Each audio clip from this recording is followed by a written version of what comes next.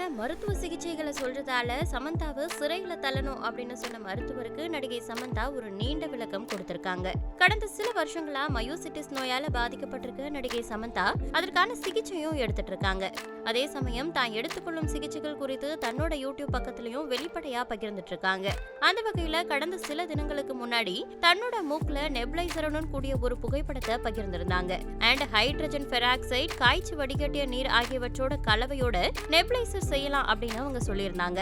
இதனால கடுப்பான தி liver talk அப்படின்ற ஐடி கொண்ட மருத்துவர் ஒருவர் உடல் நலம் அண்ட் அறிவியல் குறித்த போதிய அறிவில்லாத ரசிகர்கள் கிட்ட நடிகை சமந்தா வைரஸ் தொற்றுகளுக்கு ஹைட்ரஜன் பெராக்சைடு சுவாசிக்கும்படி அறிவுறுத்தி இருக்காங்க. இதை பயன்படுத்தினா ஆபத்துன்னு சமந்தா இதை அறிவுறுத்தி இருக்கிறதால சிறைக்கு செல்லணும் அப்படின்னு எச்சரித்திருந்தாரு. இந்த நிலையில இதுக்கெல்லாம் முற்றுப்புள்ளி வைக்கிற வகையில தன்னோட இன்ஸ்டாகிராம் பக்கத்துல நடிகை சமந்தா விளக்கம் ஒண்ண கொடுத்திருக்காங்க.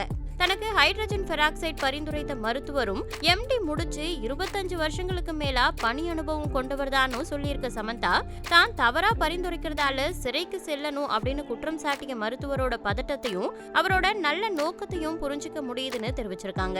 அண்ட் தன்னுடைய மருத்துவரையும் அவரையும் உட்கார வச்சு கலந்துரையாடல் நடத்தணும், மற்றபடி என்னுடைய நோக்கமும் அடுத்தவங்களுக்கு உதவுவதை தவிர காயப்படுத்துவது அல்ல என அந்த பதிவுல சொல்லியிருக்காங்க.